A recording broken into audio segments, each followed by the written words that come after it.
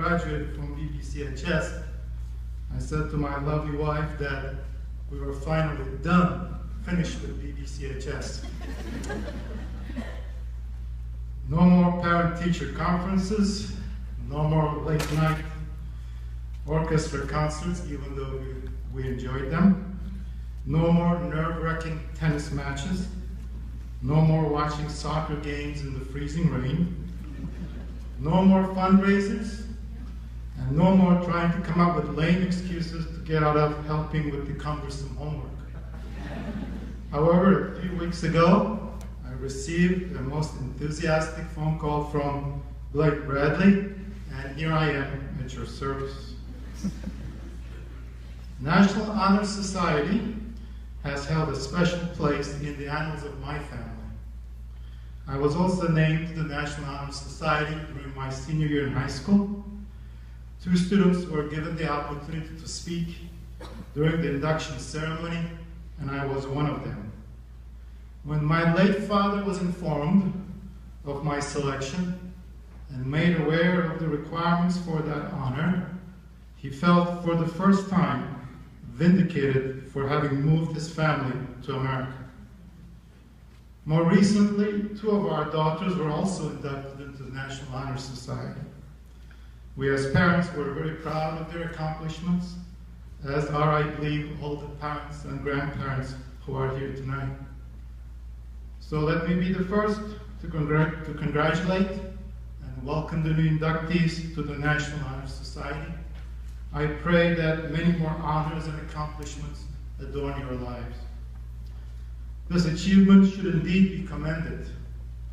Despite a multitude of distractions constantly tormenting your resolve, you have somehow achieved a GPA of at least 3.5, took part in numerous extracurricular activities, and volunteered for school and community services, all the while demonstrating sound character full of outstanding leadership qualities. So the most important question tonight, after the conclusion of the ceremony, will be, what do I do with this certificate? Here are some of my suggestions.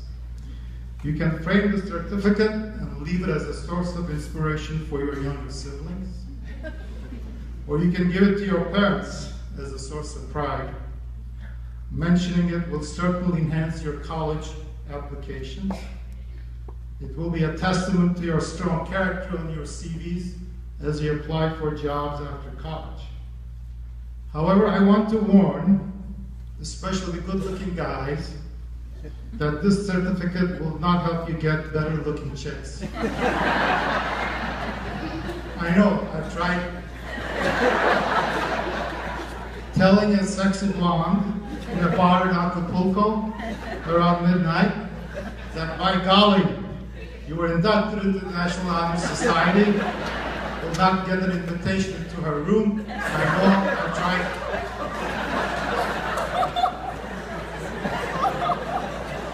Now, tonight my wife is going to ask who that blonde was.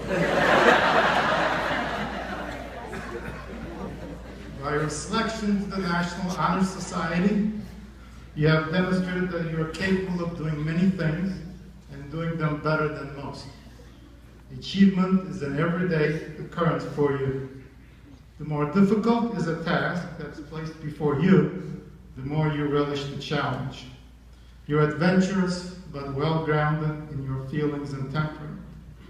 You know that you can achieve whatever you strive for, even though you may not have made up your mind as to what it is that you want in life. Therefore, I would like to make a few suggestions as you make life choices. If you're going to be an inventor, invent gadgets that we, the simple-minded people, can use. I believe that one of the greatest inventions of mankind is GPS, Global Positioning System. I'm terrible with directions when I'm behind the wheel. Before they put GPS in cars, I used to get lost driving on one-way streets. Not that I have, now that I have GPS in my car, I can make it all the way to Mantino before I get in.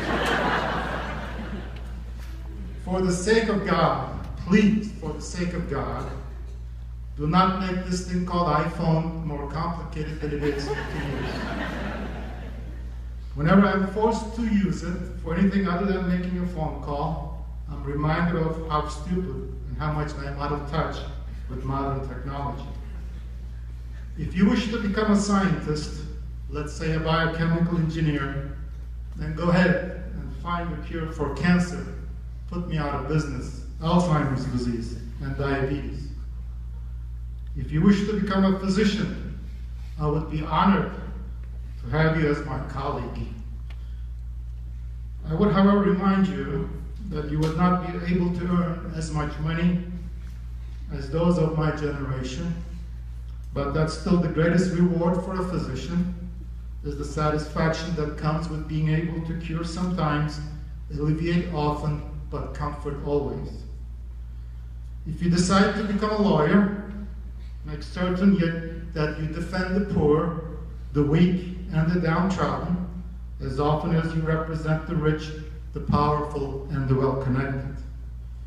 If you decide to become a teacher, do not forsake that child in the last row in the classroom who keeps looking out the window and wonders why the birds can fly and people cannot. Also, do not be too harsh on that nerd who sits in the front row and always raises his hand to answer every question that the teacher asks the class. If you wish to coach a sport, remember that the time that those youngsters spend with you may be their most anticipated part of the day. Mentor them. Teach them good manners and sportsmanship. If you must become a politician, remember that telling the truth at least now and then would be most appreciated. If you become a policeman or a policewoman, then this is very important to me as a doctor. Do not give a speeding ticket to a doctor on his way to office, hospital, or golf course. If you enlist in our armed forces and are sent to dangerous parts of the world, our prayers will be with you for your safe return. Your efforts and sacrifices will never be in vain.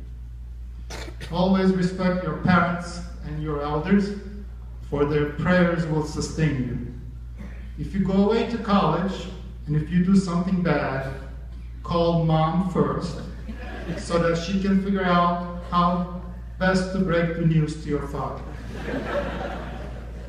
It is okay to ask for money every time you call home, because we parents expect it. It's okay to change majors several times until you find your comfort zone or until your parents run out of money.